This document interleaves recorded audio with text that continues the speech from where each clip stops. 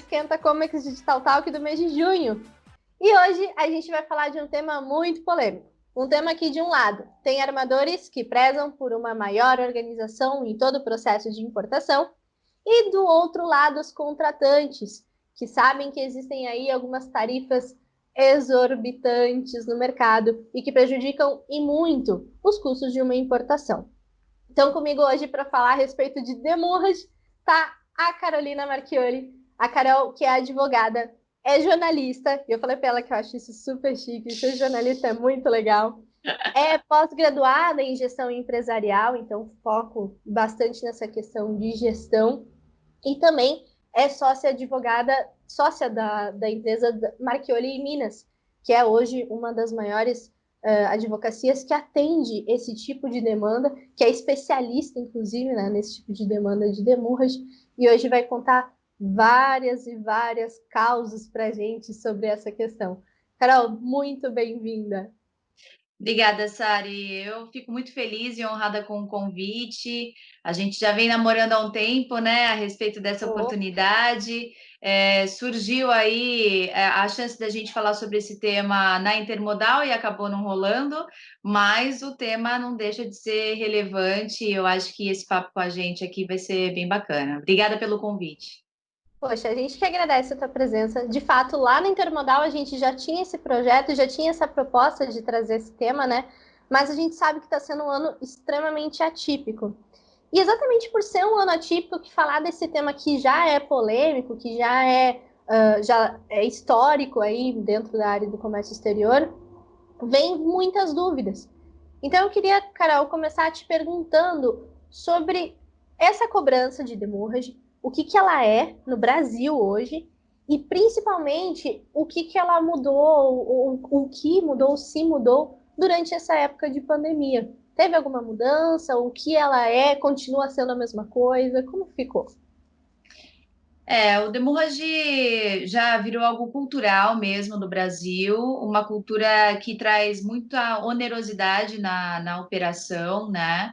Então, é algo que nós, enquanto advogados que trabalhamos, a gente diz que a gente trabalha do lado mais fraco da relação, que é atendendo o agente de carga, o importador, o exportador, que é submetido a essas cobranças, né, de sobreestadia do container. A gente sente muito mais hoje, nessa situação de pandemia, as questões do demurrage, né? Com a vinda da pandemia e a mudança drástica no dólar, principalmente, muito sentiram os importadores, em especial, que tiveram uma alavancagem, né, do câmbio e tiveram um impacto muito forte nas suas operações. Então, muitas vezes eles tiveram que renegociar valores, às vezes, negociações que são feitas com base no dólar para poder equilibrar o seu orçamento, né? E, bom, só para você ter uma ideia mais ou menos de como funciona o demurrage, ele é uma cobrança de sobreestadia de um container, né? Então, cada armador pratica uma tabela de demurrage, cada armador tem a sua forma de fazer a cobrança. A grande maioria deles, a cobrança é baseada no dólar, tá? Então, é uma tabela de demurrage baseada no dólar e que vai sofrendo alterações a cada pernada. Então, a cada período, geralmente de 7 dias, é dado uma pernada na tabela e esse valor altera. O demurrage ele é cobrado após extrapolar uma franquia, ou que a gente chama de free time. A gente vai ver muito essas palavras de outra língua, né? Então, demurrage já não é português, vem lá do francês, e a maioria é em inglês, né? Então, free time e tal, isso vai aparecer bastante. Então, esse período de franquia geralmente é de 7 dias, né? Então, o importador, em regra, isso também se aplica para o exportador, mas o importador teria como padrão 7 dias para ele pegar o container, ele retirar o container do terminal portuário, levar esse container para o seu site, fazer a desova dele e devolver esse container em 7 dias de volta para o terminal. Só que esse lead time, né, esse trânsito da carga dele, às vezes não leva mais tempo, né? E aí é que começa a gerar o demurrage, porque às vezes não é nem uma falta de programação, é porque na negociação do frete ele não consegue mais tempo. Né? Às vezes ele não tem um volume que dê liberdade para ele negociar prazos e valores diferentes do que a tabela padrão, que é a tabela pública, que é disponibilizada no site dos armadores. Então, qualquer um que queira saber quais são os valores praticados de demurrage hoje pelos armadores, basta entrar no site deles, a grande maioria já disponibiliza a tabela de demurrage lá. Então, você vai ver qual é o padrão que eles aplicam nas operações em geral. Então, se o importador, por exemplo, não tiver um fluxo de operações que justifique uma negociação diferenciada, ele está submetido àquela tabela. Tá? E aí, quando ele passa desse free time negociado, começa a incidir o demurrage. E só vai encerrar quando ele devolve esse container para o terminal e recebe o recibo de devolução, comprovando a data e horário que ele devolveu aquele container vazio. Tá? Então, agora com a pandemia, mais do que nunca, essa tabela de demurrage tem doído muito na conta dos importadores, também dos agentes de carga, que geralmente também são muito impactados por conta disso, porque estão ali na frente, né, no meio de campo e no front das negociações e são responsabilizados diretamente pela incidência da sobreestadia dos contêineres. Olha só, a gente sabe aí que envolve, então, vários fatores. Tem a questão do dólar em si, a gente sabe que a gente está vivendo um momento realmente atípico, e o dólar, ele está exorbitante, tanto quanto a própria taxação, né? Mas também tem essa questão, então, ligada à previsibilidade, o quanto eu já estou vendo antecipadamente, entendendo que existe essa necessidade, entendendo que talvez as coisas não saiam exatamente como eu esperava, né? E dentro disso a gente sabe que acaba se tornando um problema para ambos os lados, né? É um problema Sim. tanto para o armador, é um problema também para o agente de carga, esse contratante. E qual é a forma de resolver isso mais rápida, sem tornar uma bola de neve? Porque a partir daí eu entendi que quanto mais tempo eu tô lá, mais tempo eu esqueci na hora de fazer lá o meu planejamento de retirada dessa carga, esqueci ou não consegui mesmo, ou teve algum problema com o transporte. Como que eu faço isso não se tornar uma bola de neve e corrijo de uma maneira rápida? A primeira coisa é você, quando você perceber que já está incidindo em demurrage, em sobreestadia, primeiro, se você é um agente de carga, você já tem que cobrar o seu importador de falar, olha, já está incidindo demurrage e essa responsabilidade recai diretamente sobre mim. Então, existe uma forma de você, enquanto agente, estabelecer com o seu cliente importador, formas de você poder cumprir com essa obrigação. Então, eu posso, enquanto advogada, ofertar um documento, um acordo, um contrato entre agente de carga e importador, para que o importador, que é quem de fato gera a sobreestadia do container, possa se responsabilizar por esse custo. Porque o que eu já vi muito, Sari, e é o que a gente vê demais no dia a dia, são os agentes de carga quebrando porque eles não estão preparados para se responsabilizar por esse custo, né? Então, quem gera é o importador, mas quem é cobrado diretamente pelo armador é o agente, né? Então, o primeiro ponto é se alinhe muito bem com o seu cliente para que vocês tenham muito clara essa relação de responsabilidade entre vocês. O agente de carga é a parte mais fraca na relação.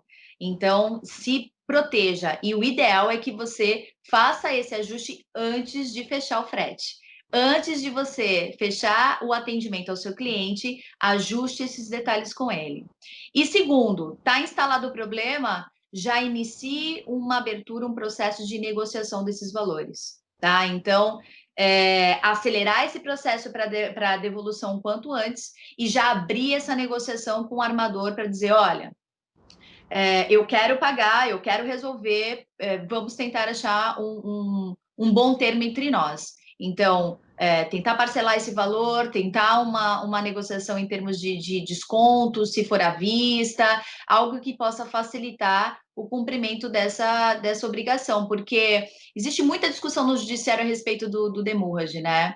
E as duas linhas principais são ou é uma indenização por uma perda, uma eventual perda de frete que o armador está sofrendo por não ter esse cofre, né, esse container devolvido para que ele venda novos fretes, ou é uma punição ao agente ou ao importador, uma multa, né? Então, está sedimentado que é uma indenização. Mas aí é uma discussão grande, porque se é para indenizar, existem uns critérios no direito para que você demonstre o prejuízo, né? E aí é uma caixa preta. Vai essa longa história que aí entra a parte da principal polêmica. Eu lembro que a gente lançou na Get alguns materiais a respeito de demurrage, e foi o único material que nós recebemos uma série de ligações de pessoas falando, nossa, achei muito bom, concordo, e outras falando o oposto, falando, olha, achei legal, mas não é assim que eu penso. Eu vi, gente, como realmente existe dois pontos de vista bem diferentes quando o assunto é demurrage. E não é algo a se preocupar, né? A gente sabe que o Brasil é um país que tem uma estrutura diferente, uma organização diferente, e tem uma série de imprevistos que o agente de carga, no caso, ele já começa a entender com a prática que esses imprevistos vão vir. Então, é uma questão de planejamento, mas também é uma questão de interpretação disso, como você comentou, se é uma punição, se eu estou sendo castigado pela minha falta de planejamento, ou o contrário, ou é o justo porque eu estou usando aquele espaço. Pô, é um espaço de poderia estar sendo ocupado por uma outra carga. Agora, quando a gente fala dessa polêmica, normalmente a gente tende a defender um lado, né? E como advogada, eu imagino que muitas vezes deve dar aquele puxa vida, eu queria estar fazendo desse jeito, mas vamos pelo racional. E quem está do outro lado também precisa buscar esse racional, né? Então eu queria entender quais são esses itens de racionabilidade razoáveis, ou seja, os princípios para se alcançar um bom resultado dessa negociação. Como que eu posso fazer com que essa negociação seja efetiva? Qual será a minha base para esse tipo de negociação? Assim, Sari, quem está hoje à frente dessas questões no mundo jurídico tem que ter muito claro de que a sobrestadia, a cobrança da sobrestadia é devida. Assim, a gente não discute de que esse valor, não o valor fixado, que é essa grande discussão, mas a questão da cobrança da sobrestadia é algo devido, né? Você está extrapolando as regras do jogo, você está utilizando além da conta do que a gente combinou. As regras são claras quando apresentadas, né? Então, é isso que o armador também pontua muito. Olha, ele já sabia que ele estava sujeito à cobrança de sobreestadia quando ele fechou o frete comigo, né? A grande discussão hoje é a respeito do valor que é praticado, né? Então, para alcançar um bom resultado, eu acho que a gente tem que partir da boa-fé. Então, quando a gente parte para uma negociação de sobreestadia com os armadores, a gente parte de uma boa-fé na negociação, uma relação de ganha-ganha. Então, não vai haver negociação se as duas partes estiverem dispostas a fazer uma concessão para que, ao final, os dois ganhem de alguma maneira, né? Então, a relação de ganha-ganha tem que estar clara para as partes envolvidas na negociação. Então, a gente tem percebido que as equipes que atendem os armadores hoje têm cada vez mais demonstrado esse princípio do ganha-ganha. Então, mais do que nunca agora na pandemia, a gente tem percebido demais essa predisposição dos armadores em fazer negociações. Então, nós recebemos contatos, e-mails das equipes, dos armadores, dizendo, olha, seu cliente está com um demurrage elevado aqui já há algum tempo com a gente e a gente está aberto a negociar. Alguns falam, estamos já propondo de cara uma negociação com um desconto de tantos por cento. Você poderia verificar com o seu cliente se ele está disposto, né? Olha, se você quiser parcelar, a gente pode também. Então, assim, essa sensação de ganha-ganha, quer dizer, ele vai conceder um desconto, mas vai ter a dívida quitada, isso é muito legal. E o cliente, né, na parte do agente de carga do importador, saber que ele pode ter um desconto e também ter aquela dívida quitada e aquilo não tomar uma proporção exorbitante, né, dele chegar às últimas consequências, como a gente vê de uma empresa ter a desconsideração da sua personalidade jurídica, ou seja, a empresa deixa de ser PJ e toda a dívida dela passa para a pessoa física. Imagine um sócio de uma empresa ser responsabilizado por um demurge pessoalmente nos seus bens pessoais, E né? não é Então, pouco. Demurrage e não é não é pouco, pouco. e não é pouco. Então, assim, os principais princípios para se alcançar um bom resultado é a boa-fé, o ganha-ganha e limites claros de condições, né? Então, assim, eu preciso ter limites claros de negociação que o meu cliente me passa. Eu que estou intermediando isso. Então, se não sou eu, mas é o próprio agente de carga ou importador, que ele tenha muito claro na cabeça dele até onde ele pode chegar em termos de parcelamento e de valores, e que ele tem condições de cumprir aquilo, porque não adianta você se propor a uma negociação, fechar um acordo, e esses acordos, eles vêm embalados numa embalagem chamada confissão de dívida, e aí você faz uma confissão de dívida, mas você não cumpre com ela. Né? Então a avalanche vem maior. Você começa a pagar multas por descumprimento, e aí de uma dívida que era 2, ela vira 3 vezes 2, né? Nossa, Então, basicamente é isso.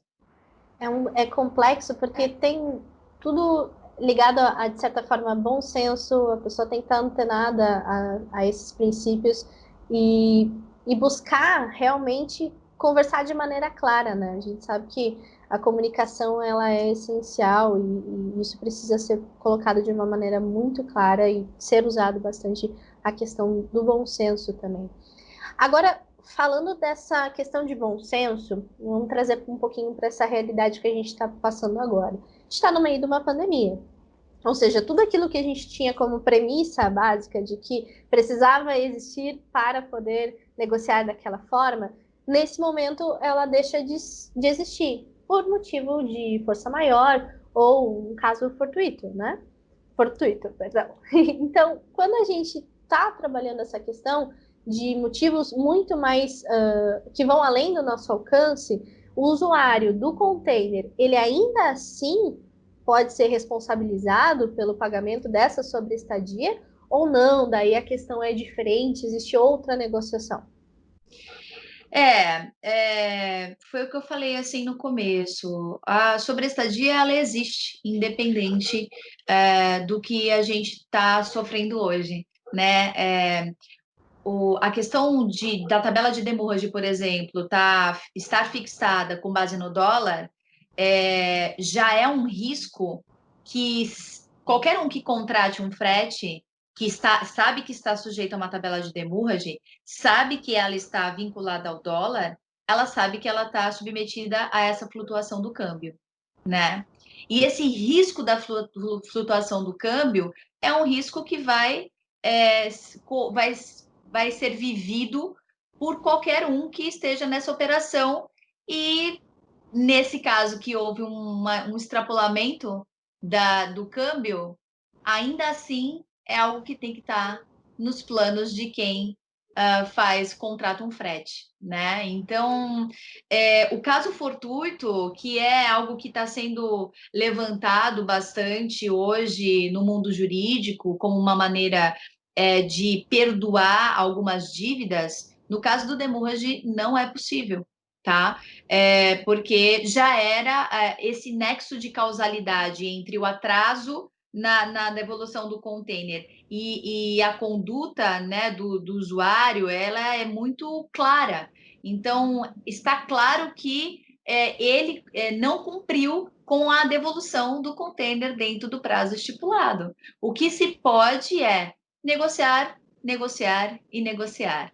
Valores, condições, e, mais do que nunca, fazer uma boa gestão cada vez mais para que a sobreestadia não vire uma dívida impagável e aí comece a gerar muita dor de cabeça para os empresários. A gente sabe que tem essa questão de aproveitamento de um momento difícil, né? Então, muitas vezes as pessoas, infelizmente, e é uma realidade, infelizmente, muitas vezes momentos de crise se tornam uma oportunidade para algumas pessoas aproveitarem para tentar justificar uma falha anterior.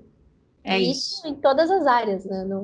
Não vamos localizar só no Demurrage. Se você tem um parceiro, se você estava tendo um problema anterior, se você estava tendo um problema de estratégia anterior, não use o desculpability da situação atual. Exato, exato. Coloque isso como uma questão estratégica sua, mude a estratégia, É, negocie, no caso do Demurrage, que ficou bem clara essa mensagem de negociação.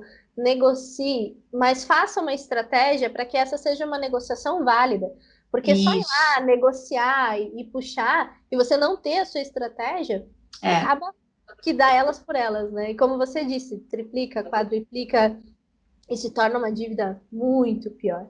Ó, eu E vou te dentro, contar um caso, Sari, desculpa te claro, interromper, mas imagina, um caso que me ocorreu agora, que foi um exemplo muito claro do poder da negociação direto, praticada pelo importador.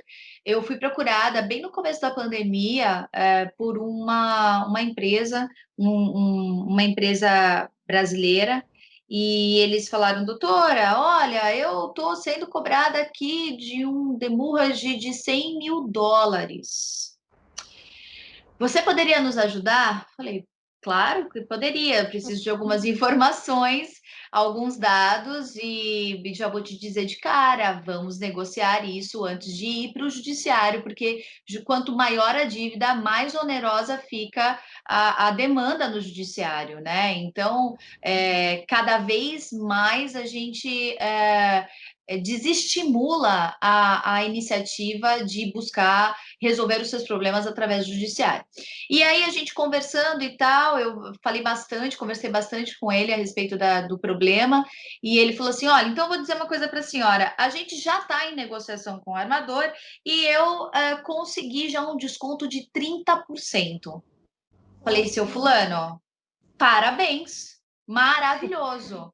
Vou lhe dizer, eu posso até buscar uma elasticidade nisso, quer dizer, você já chegou num limite muito bom de negociação. Para eu conseguir mais 5 ou 10%, vai ser sofrido. Vou lhe dizer, não lhe garanto. Agora, o momento agora crucial que você conseguiu o seu desconto de 30% faça um bom acordo. Escreva muito bem. E aí eu posso lhe dar o meu suporte de garantir que você não será prejudicado num termo de acordo de quitação. Né? Então, que as cláusulas que são colocadas ali, geralmente esse termo de acordo de quitação vem do armador, que ali não existam cláusulas leoninas que possam lhe prejudicar, que as multas pelo descumprimento sejam exorbitantes, que você tenha condições de cumprir, né? Que você tenha liberdade ali, se você tiver algum problema durante esse parcelamento, você consiga dar a volta por cima, voltar a renegociar, fazer um aditivo àquele acordo, e tudo isso o jurídico dá esse suporte. Então, não é só fazer um bom acordo, é validar ele num documento que lhe proteja. exatamente. Existe essa questão de ambos os lados aproveitam. Eu falei aqui, dei esse exemplo agora estratégico de que, infelizmente, alguns tinham esse tipo de hábito de tentar aproveitar do momento difícil, mas outros não. Outros estão realmente passando por um problema momentâneo, local, onde é preciso ter consciência de que essa negociação foi o melhor possível, é preciso ter consciência de que, ok, existe um limite para essa negociação, eu também não posso pensar apenas no meu lado, né? Só que, claramente, a gente também deve falar, e isso é muito importante, de que existem cobranças exorbitantes. Você citou aí a questão, por exemplo, dessa multa na própria negociação, que é preciso estar atento, porque existe sim uma cobrança exorbitante. Só que o usuário, ele tem essa demanda de precisar entender isso para evitar, para se prevenir desse tipo de situação. E aí eu queria saber contigo, Carol, dessa tua expertise de todas as coisas que tu tem visto, o que tem blindado, o que tem prevenido esses usuários de cobranças exorbitantes, que também é um mal que existe dentro do demurrage. O que a gente orienta é que os acordos sejam feitos em contratos com periodicidade de 1 ano no mínimo, né? Então, isso é importante porque vai dando o tom da conversa, vai atualizando aquela relação, evitando que as cobranças, às vezes, num contrato mais longo, com uma questão como câmbio agora, acabe colocando tudo a perder, né? Então, isso é um ponto importante para prevenir cobranças exorbitantes. Então, assim, pensando no demurrage, a primeira coisa é, sempre que possível, tentar fazer negociações com o armador fora da tabela padrão. Ah, Carol, é difícil, porque eu não tenho uma demanda grande mensal, né? Eu não tenho força para fazer essa negociação. Se você não conseguir se unir com outros que possam fazer um volume de carga para fazer essa negociação, às vezes através de um NVOCC também pode ser feita uma negociação melhor, né? Que você pega uma partezinha do container e aí você consegue negociar melhor. Esse é um ponto com relação à negociação de tabela de demurrage e do frete e tudo mais. Agora, as cobranças exorbitantes, elas começam a acontecer principalmente quando o demurrage começa a ter uma duração muito grande. Quando a sobreestadia começa a levar lá 30, 60, 100 dias. Eu já vi sobreestadia de 300 dias, Sari. Então, Nossa, assim, meu Deus do céu, onde foi parar esse container? Quando você vê agente de carga, quando você vê que esse demurrage está durando mais do que 10, 15 dias, 20 dias, corre, corre para ver o que está acontecendo com esse container e, se for o caso, negocie com o seu importador. Muitas vezes existe a possibilidade de você comprar o container. Então, fala assim, olha, eu não vou conseguir devolver mais isso, perdeu, não sei o que o importador fez com o container. Ô, armador, existe a possibilidade de eu comprar esse container, quanto sai? Porque é uma maneira de você parar a contagem do prazo da sobreestadia, né? Então, muitos não sabem dessa alternativa que existe de comprar o container. Olha, eu quero container para mim, vamos parar com isso que eu não vou conseguir devolver. O que aconteceu com esse de 300 dias, o importador perdeu simplesmente o container no site dele. Eu não acho mais container, eu fiz a desova, era para esse container voltar para o terminal, mas se perdeu. nossa. Pois é, então assim, esse é uma iniciativa que tem que ser considerada, principalmente o agente de carga que está lá no front de tudo, né? E depois é a questão do acordo firmado. Também podem haver cobranças exorbitantes depois de você conseguir negociar valores e firmar um acordo com o armador para pagamento desse demurrage. Então, garantir que as multas que podem incorrer sobre a inadimplência, por exemplo, daquele acordo, não sejam exorbitantes. A prática, geralmente, é de 10%. Tá? Uhum. Você pode negociar esses 10%. A gente já fez acordos com uma multa de 2%. Então, assim, o combinado não sai caro. Né? Então, no momento que você fecha um acordo, você tem que saber que esse acordo é lei entre as partes. Né? Então, se é um acordo, cada parte tem que estar muito ciente do que está previsto naquele acordo e saber quais são as consequências do não cumprimento dele, né? Exatamente. O importador ele tem uma responsabilidade muito grande de não deixar as coisas só acontecerem, só fluírem, e ter o controle, a gestão desse processo, fazer com que ele funcione de ponta a ponta e ele tenha informação. Às vezes, o agente de carga ele está lá sofrendo uma pressão, porque ele tem todo aquele volume com ele, mas o importador em si, ele não tem informação sobre os seus próprios processos. Então a gente vê aí uma realidade onde a falta de informação, aí a gente está falando de coisas que parece até repetitivo, pessoal, mas são coisas, são fatos. Se não tem negociação, se eu não tenho organização do meu processo, se eu não tenho informações sobre o meu processo, eu sou fadado ao fracasso. A Exato, tendência é exato. ser fadado ao fracasso, né? É E isso mesmo. existe também quem já tem essa cobrança. A gente falou a respeito da questão da negociação, mas tem muitas pessoas que têm uma certa desconfiança, desacreditam do fator negociação. Isso é real, eles acham não, tá assim, todo mundo tá contra mim, eu contra todos. Não, eu tenho clientes que eu fui ofertar a negociação, ele já estava com uma dívida grande, muitos processos já rolando. Ele não acreditava, não. Ah, tá bom, doutora, faz aí o que você quiser, ele falou para mim. E aí eu apresentei para ele uma redução de 40% de todo o passivo judicial que ele tinha e fazendo negociações, conseguindo uma média de 30% de desconto nos valores que ele tinha de cobrança. Então ele ficou assim, nossa. Ele não acreditou, eu brinco com ele que foi uma verdadeira recuperação extrajudicial, porque se ele deixasse aquilo tomar aquele corpo no mundo judiciário, né, no tribunal, aquilo ia chegar a quase 5 milhões de reais de dívida de demurrage que iam ser impagáveis, entende?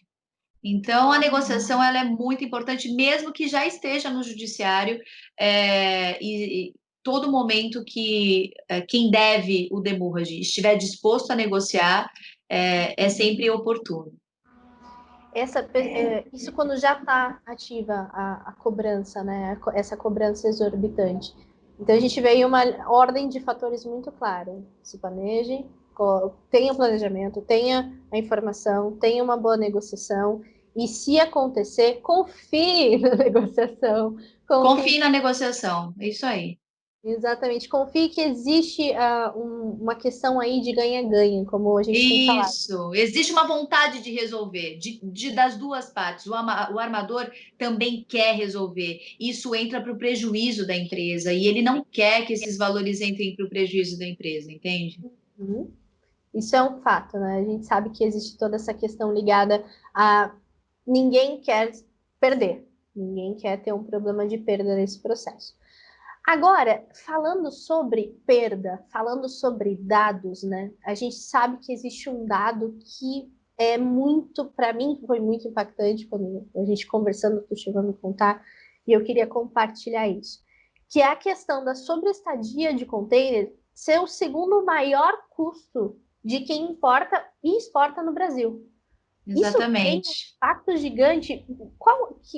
Da onde surgiu esse dado? Conta pra gente, eu não vou dar spoiler. Da onde surgiu esse dado e como nós chegamos a este ponto? Esse dado eu trouxe, na verdade, o meu sócio no escritório é meu irmão mais novo, ele é o nosso grande especialista dentro do escritório e ele já está há 10 anos, né, à frente disso.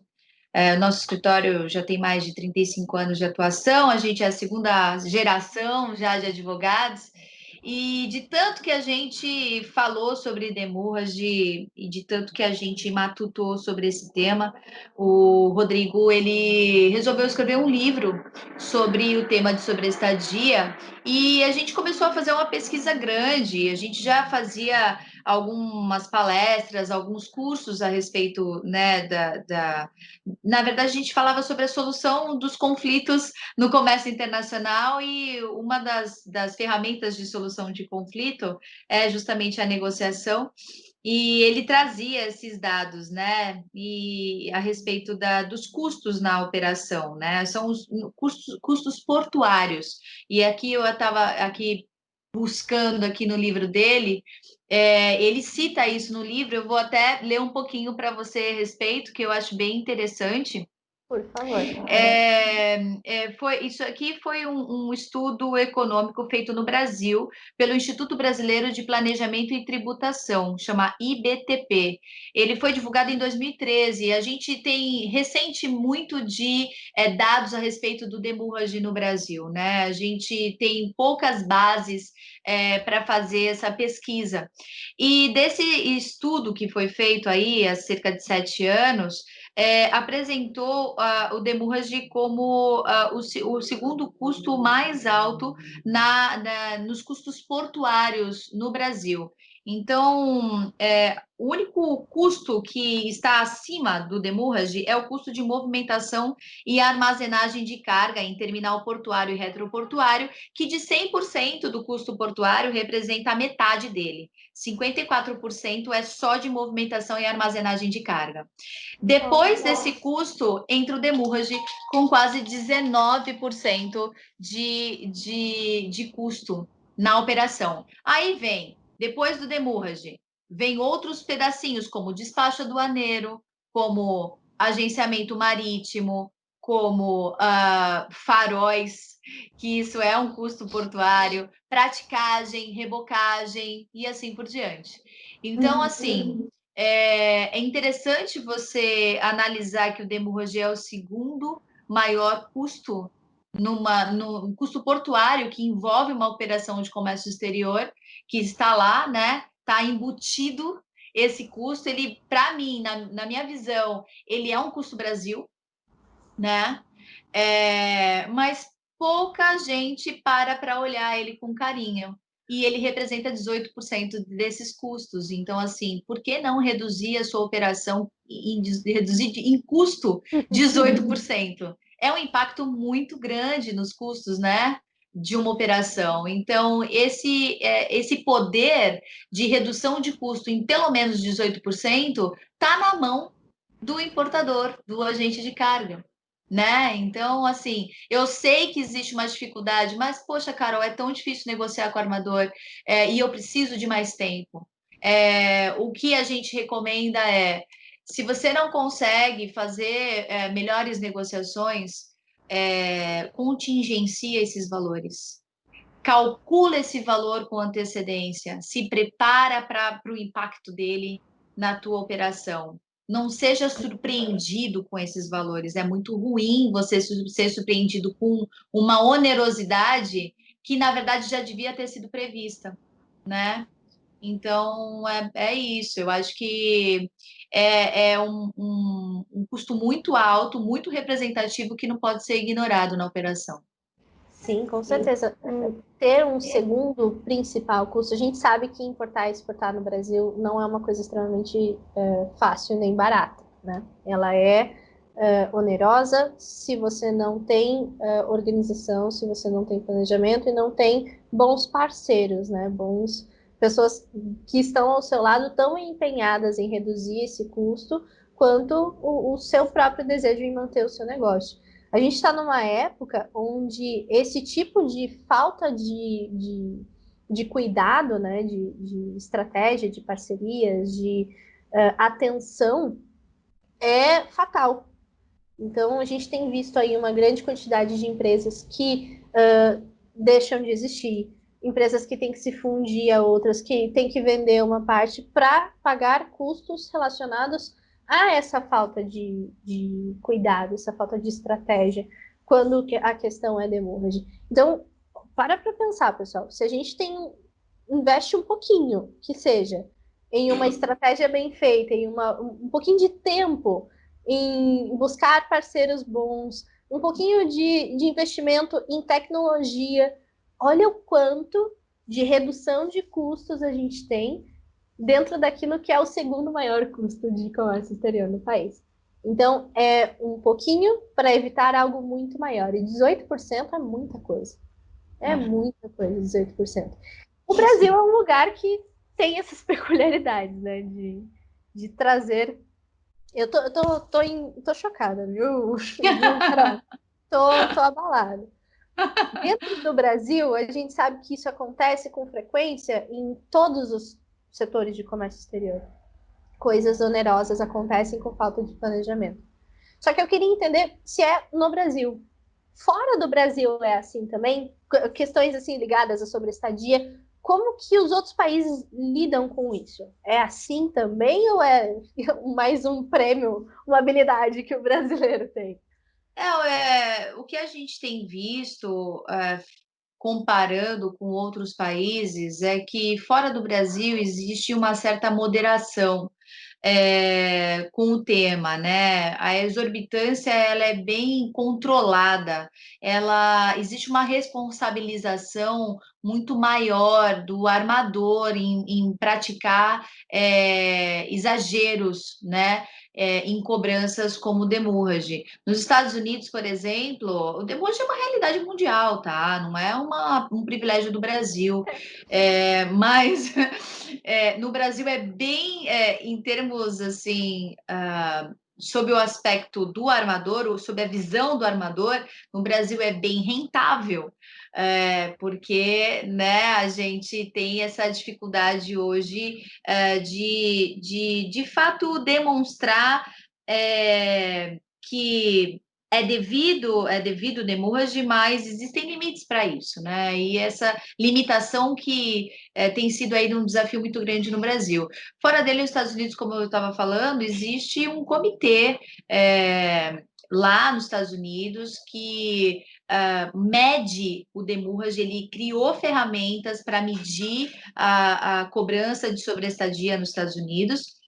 E eles a todo momento estão criando mecanismos, ferramentas de cada vez mais tornar essa relação mais equânime, mais equilibrada, menos exorbitante. Então, eles se debruçam sobre o tema, o governo, de um modo geral, e os usuários, eles criam comitês, e eu acompanho isso em algumas notícias internacionais, para que eles possam criar critérios de cobrança do demurrage que não se tornem abusivos no país. É isso que existe um esforço, a gente percebe um esforço no Brasil, principalmente da ANTAC, em preservar os interesses dos usuários diante das cobranças exorbitantes de demurrage, por exemplo, mas cobranças abusivas de um modo geral por parte dos amadores. Mas ainda existe uma dificuldade muito grande de se praticar esse equilíbrio nesse sentido aqui no Brasil. Existem muitas questões assim ligadas a tributos que a gente tem que ir avançar, né, no Brasil, e essa é uma delas. É bom que já existe a consciência, né? O primeiro passo que é conscientizar de que, olha, tem alguma coisa errada, a gente precisa mudar, a gente precisa rever como está tratando isso. Como você falou no início, a gente precisa analisar bem se a gente está falando a respeito de uma punição ou se a gente está falando de algo que faz parte do processo. Eu lembro até que você comentou comigo que existem empresas que elas colocam isso na previsibilidade do próprio custo da importação.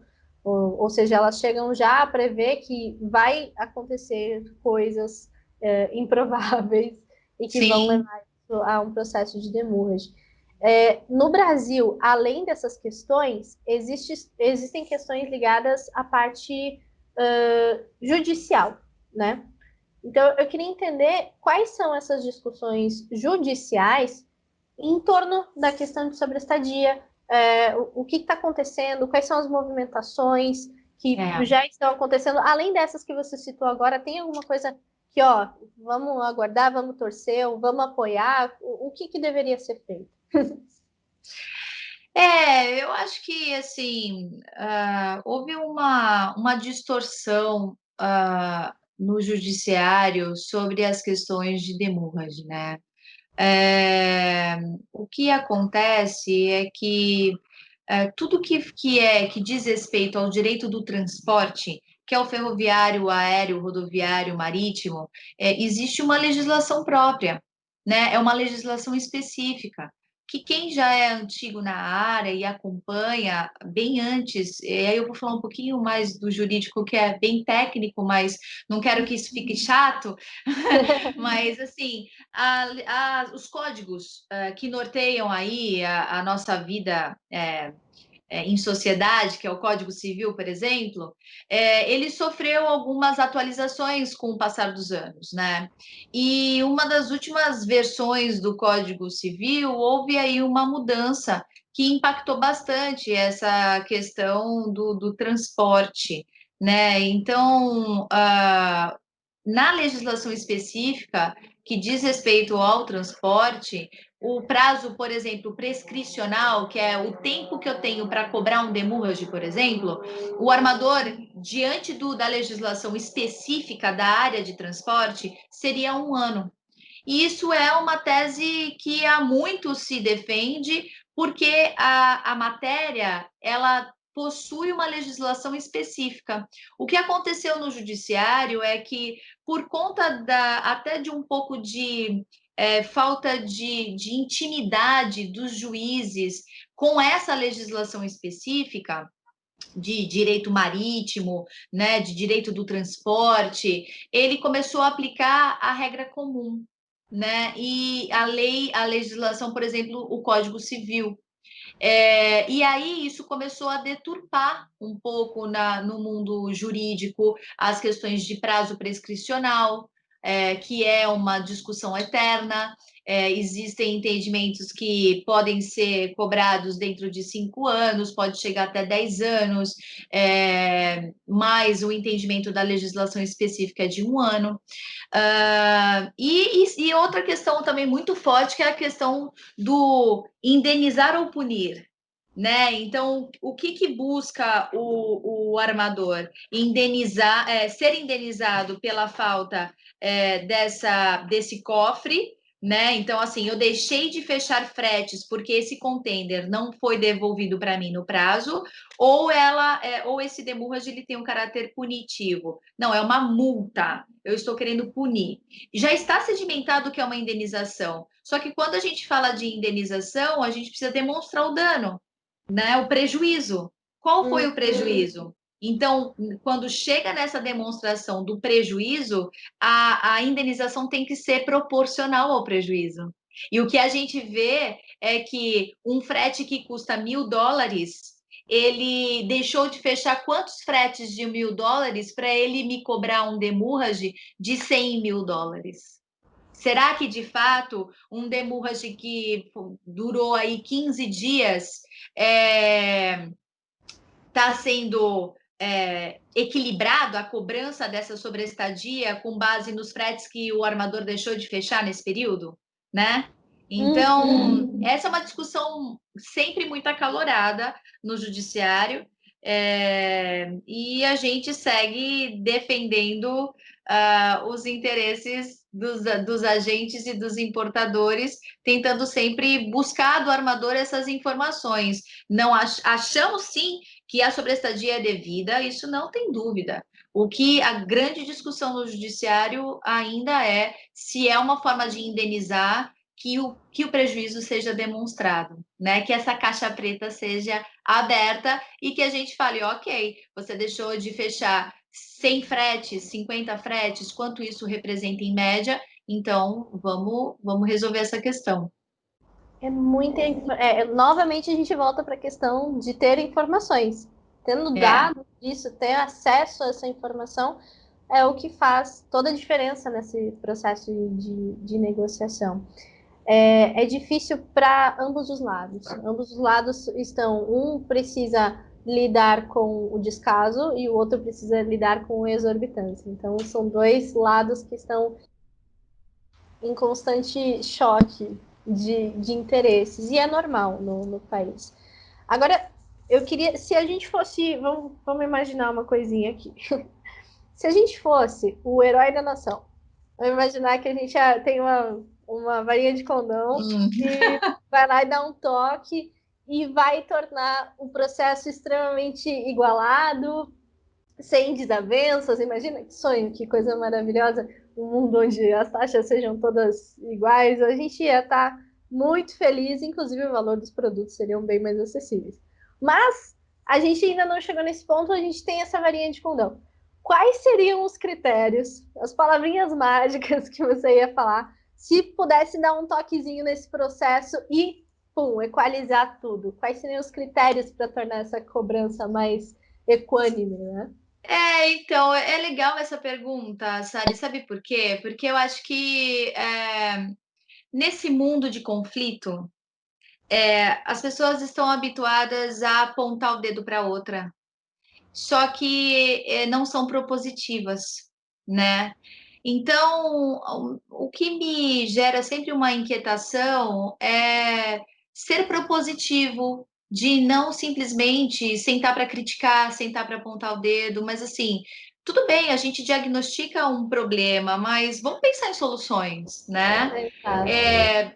O que me entristece é que buscar soluções, que eu já vou te dar mais ou menos umas ideias que a gente sempre pensa, como seria se essa relação fosse um pouco mais equilibrada. É, a gente pensa numa situação equilibrada, mas quem realmente sairia ganhando ou menos prejudicado é o usuário. É o agente de carga, é o importador, é o exportador, é até o consumidor final dos produtos, por exemplo, de importação. Isso vai embutido no preço, né? Os custos inerentes à operação de comércio exterior são repassados, né? De alguma maneira, ele impacta no preço do produto, né? Então, assim, eu acho que a primeira coisa que a gente poderia pensar é numa normativa, numa lei, ou que a ANTAC, que é uma agência reguladora, mais do que tudo, pudessem definir um teto de valores com base no valor da carga. Então, se a carga para mim seria um critério interessante de valor, de estabelecimento de valores de sobreestadia. Outra coisa é o valor do frete, né?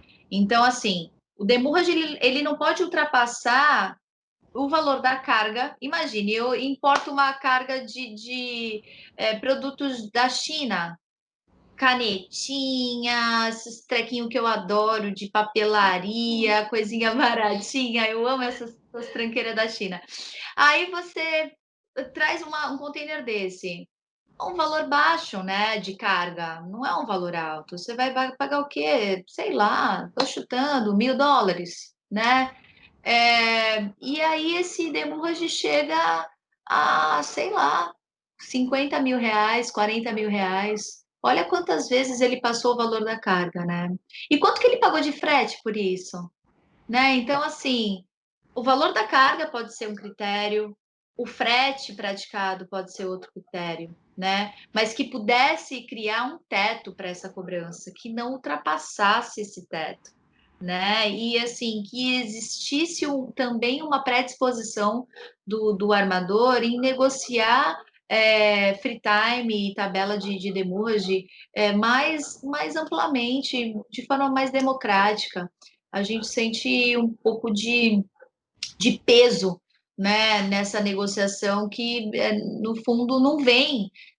Existe uma vontade do agente negociar, mas não existe uma vontade do armador em negociar se não houver justificativa com grandes volumes para ele poder flexibilizar nessas questões. Então, eu acho que talvez critérios de valor de carga, critérios de frete, definição de um teto, isso talvez daria uma acalmada, assim, sabe? No coraçãozinho de quem trabalha no comércio exterior.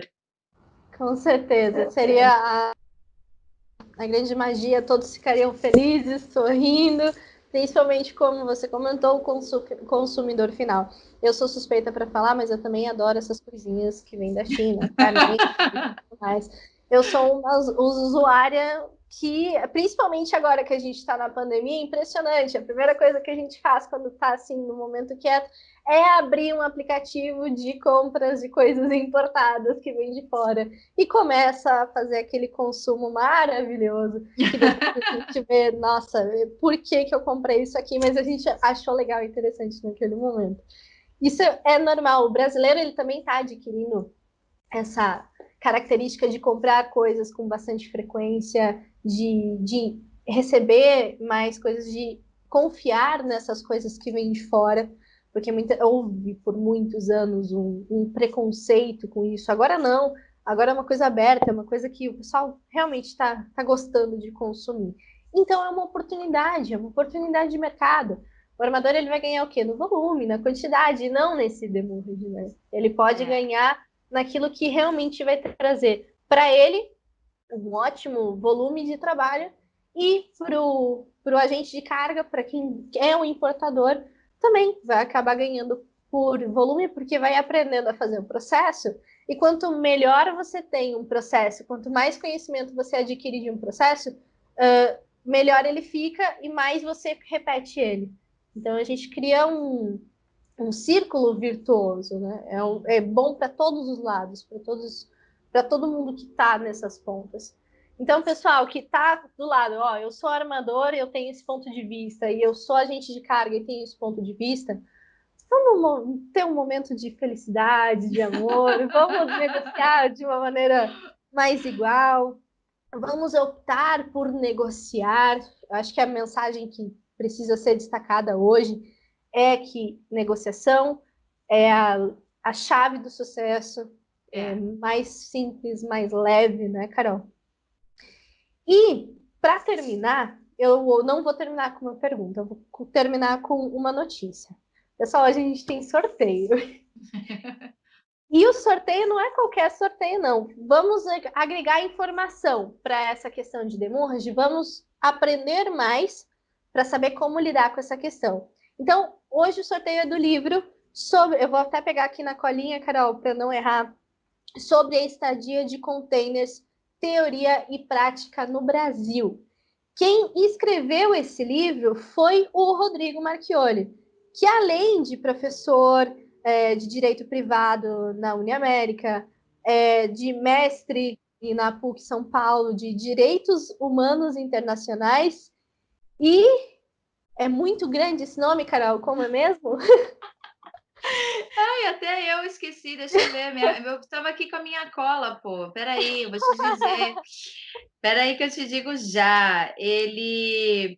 A Direitos formação humanos internacionais com foco em comércio internacional. internacional, perfeito, Muito isso bom. mesmo. Consegui acertar aqui o nome, pessoal, mas é uma especialização muito propícia para quem quer entender essa questão de negociação de questões ligadas a comércio exterior.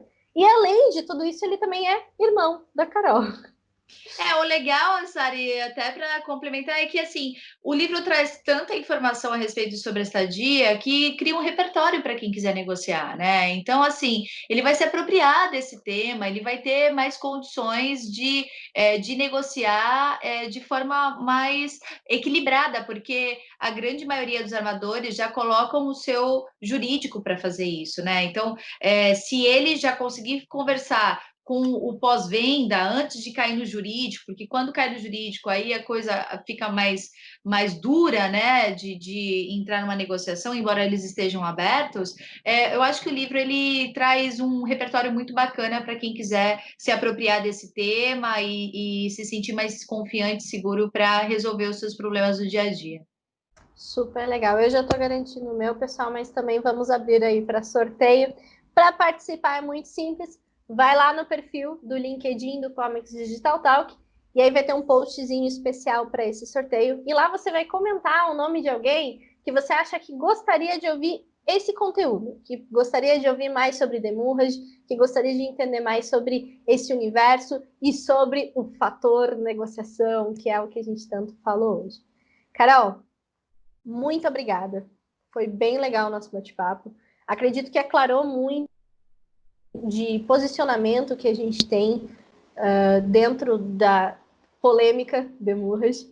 É uma questão que todos precisam estar em vantagem agora. Não existe quem tem que estar com mais vantagem de alguém. É um ganha-ganha.